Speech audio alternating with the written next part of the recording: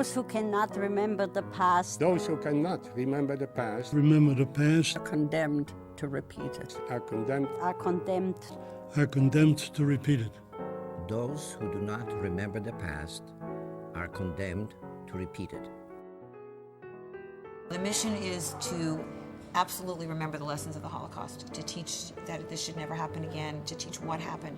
Everybody says we must never forget, and that's probably the reason for the impetus for putting a museum up and having people come through. We want the children to come through and to learn so they will never forget that there is value and good, and every person is a person who is entitled to respect and to absolute human rights. Kids need to know that it's not just something that's in textbooks, that it actually happened and there are people who went through it and were victims of this.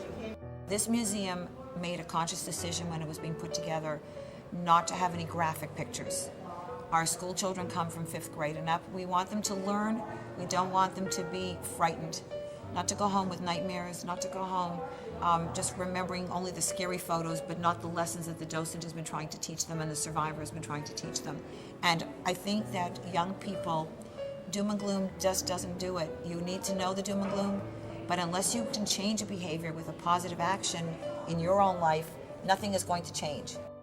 I'm inspired by all this to go out and help the world and just, bring my own life to everybody else's. And yes, the world stood by, but there were pockets of very righteous people, rescuers, and in the new lingo is the upstander word, and we use that regularly. We talk about the kinder transport. We talk about Shanghai that took Jews in. We talk about different countries, different people, different ethnic groups, different religious groups that actually were part of rescue. I cry every time because I think of our many relatives who suffered that fate. And we lost practically 70 members of our own family. My mother's 2 sisters, their husbands and children were all deported, never came back. So my parents heard of a new organization called the Kinder Transport.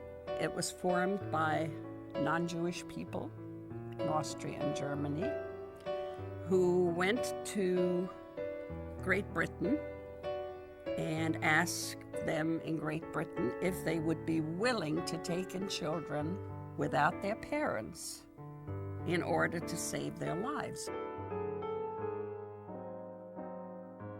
Yes, we do make a difference. We see the kids piling off the bus and everybody's jumping and talking and chewing gum, etc. And then they come in and they listen to a survivor. And by the time the survivor's done, they are mesmerized, they are calm, they are quiet and ready to learn. We bring in between 10 to 15,000 school children every single school year. Every morning, if you drive by the door of the museum, you will see a couple of school buses, usually about 120 children per visit. They divide up in groups of 20 with 6 tour guides. And in the springtime, we do that twice a day. And then with our trained docents, they walk through the building and we teach them about, yes, the lessons of the Holocaust, what happened during the Holocaust, but also what's happening during our present day, the genocides that have happened from 1915 right up to present day, and sadly there are still genocides. And by the time these children board back on the bus, they have learned an awful lot, and we hope they take it home with them. It's to show that you have to accept other people's indifferences and to accept their religion, their skin color, their ethnicity. Probably I'll just talk to my mom about it at dinner and say I can't believe this happened. I can't believe that humans could do this to one another out of hatred for no reason. When I watch the kids leave, it's absolutely amazing. The transformation from when they come in the door and from when they leave is just miraculous. They're maybe excited, maybe a little nervous about coming here. They're not really sure what they're going to see. All of a sudden now there's a face on the Holocaust. All of a sudden it is now real. And instead of reading about it in the book or the teacher showing them a video or the teacher talking to them, they now have met a real person who actually went through it. Whatever the story is, whatever means of survival they had, these children have heard it. And by going through the museum and by going with the best trained, awesome docents you could possibly imagine here, they are transformed. And we see it. We see this almost a positive walk and a positive demeanor. It's important because it can help us learn to let people be different, not hate them just because they are different. This is a very difficult world we live in. We live in a world where there is a lot of respect missing for each other. We live in a world of very bad, right now, economic times, which seems to bring out sometimes the worst in people.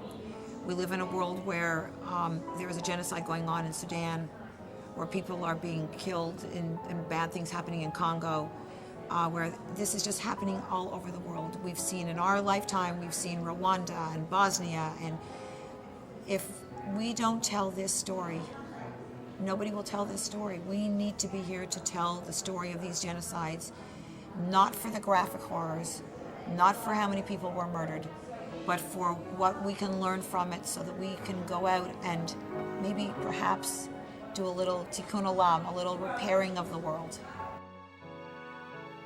This is a place of education, and I'm very grateful that this place is there, because without this place I would not have a chance to give my message to young people who deserve to know what happened in the past, so they will be on guard so that it won't happen to them.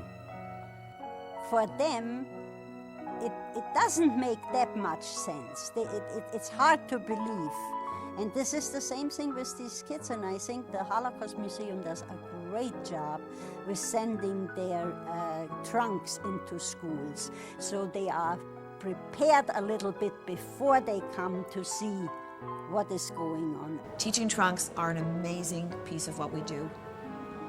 Over 70 Foot Locker-sized trunks filled to the top with books and videos and posters and teacher guides.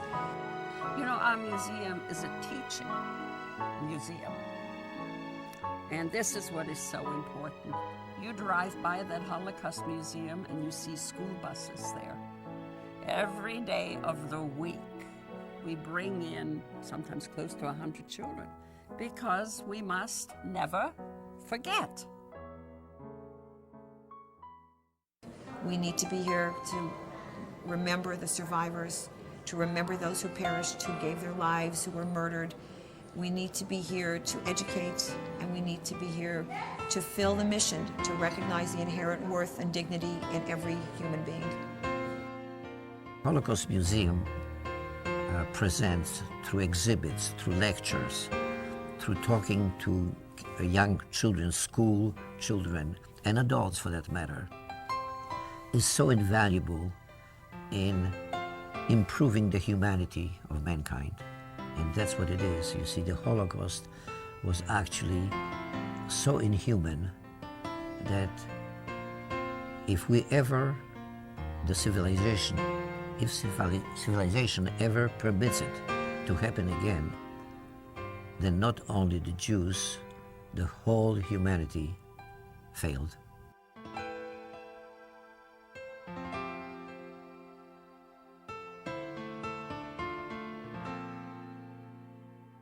I'm armed with this knowledge, and I can make a difference because I know what I believe in, and I'm going to fight for it.